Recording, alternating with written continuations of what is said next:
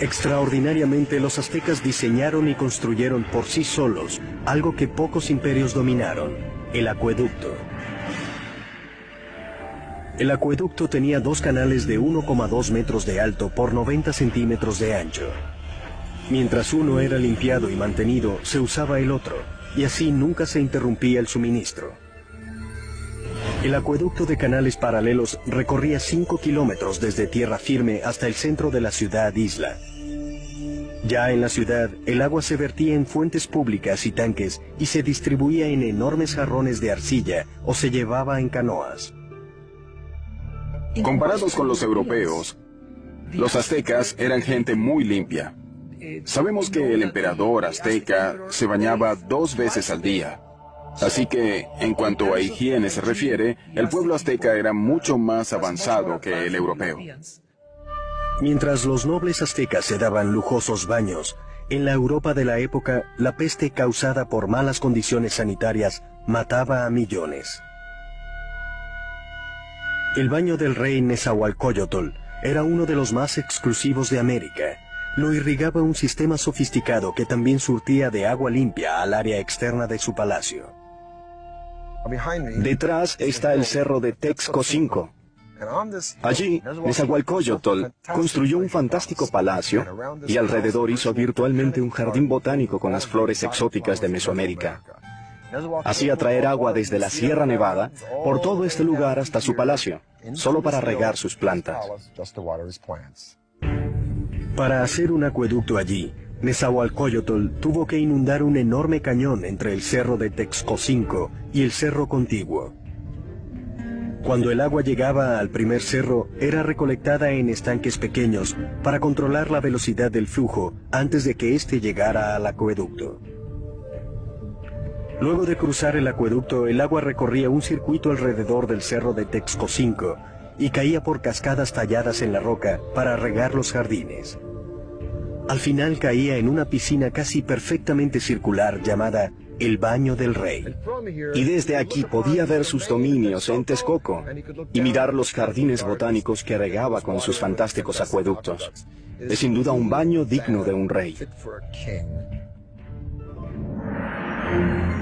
A mediados del siglo XV, cuando el imperio emergía, llegó el momento de que los aztecas escogieran un señor soberano. Se le llamó Moctezuma, y sería el primero de 2 emperadores con este ahora famoso nombre. La primera orden de Moctezuma en el poder fue extender las fronteras del imperio. Los aztecas tomaron ciudades-estado al sur hacia el valle de Oaxaca, al oeste hacia el Pacífico y al este en el Golfo de México. En 1449, el imperio tenía una población cercana a los 15 millones de habitantes. En tan solo 100 años, los aztecas habían logrado lo imposible: cambiar el orden político y social en Mesoamérica.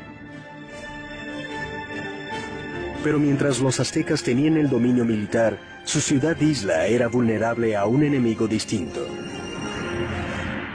Al igual que Nueva Orleans, Tenochtitlán luchaba constantemente contra el agua, y uno de los primeros proyectos de Moctezuma fue el de protegerla de las inundaciones.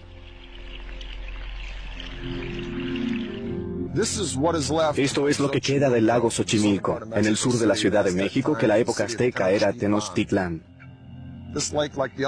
Al igual que los otros lagos, este se alimentaba de arroyos, y por eso no había ríos ni riachuelos que drenaran el agua.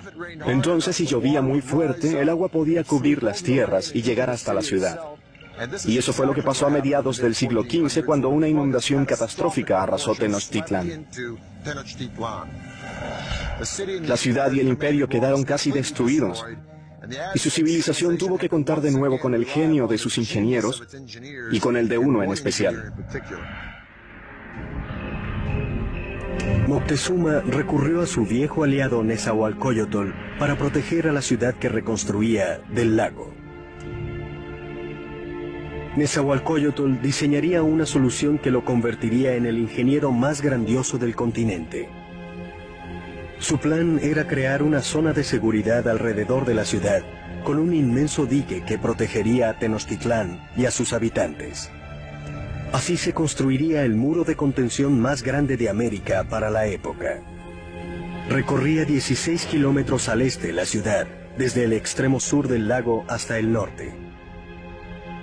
Las paredes eran de un machiembrado de estacas, ramas, piedra y tierra.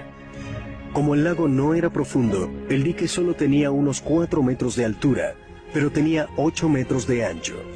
Nezahualcóyotl puso compuertas al dique, muy probablemente de madera, que podían elevarse y bajarse para controlar el nivel del agua detrás del dique. El dique también servía para otro propósito: proteger el suministro de agua. Era importante construir algún mecanismo para evitar que el agua salada se mezclara con el agua dulce de la parte occidental del lago. Un ejército marcha con el estómago, eso dijo Napoleón. Y tener un vasto suministro de alimentos para los civiles es vital para el desarrollo de cualquier civilización. Pero los aztecas perfeccionaron un método único, no solo para proveer de vastos suministros a los civiles, sino también para alimentar la expansión militar de su imperio. A este revolucionario método lo llamaron chinampas.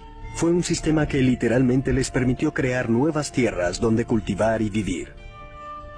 Para tener una ciudad de cualquier tamaño se debe hacer espacio para la gente, y para eso ellos hicieron estas chinampas sobre el lecho del lago. Una chinampa es básicamente una isla artificial hecha sobre el lago. Parecían estrechos campos de fútbol de unos 90 metros de largo por 9 metros de ancho. Una chinampa se hacía con un machiembrado de varas que flotaba en el agua y sobre el cual se apilaban ramas. Luego se tapaba con lodo del lecho del lago y así se le daba forma. Entre 4 y 6 hombres tardaban 8 días para hacer una chinampa de tamaño normal. Se conectaban a la ciudad por grandes canales de navegación que requerían de miles de hombres y muchos meses para hacerse. Una chinampa como esta producía hasta 7 cultivos al año, mientras que un agricultor en tierra firme producía de 1 a 3 como máximo. Cuando un cultivo en una chinampa estaba listo para la cosecha, tenían retoños listos para otro cultivo sobre un lecho de lodo en un bote adyacente. Y cuando los retoños podían sembrarse, se trasplantaban a la chinampa. Este ciclo se repetía una y otra vez y luego en miles de chinampas. Gracias a esta tecnología, Tenochtitlán pasó de ser un pueblo tribal del siglo XIV a una dominante y emergente ciudad-estado.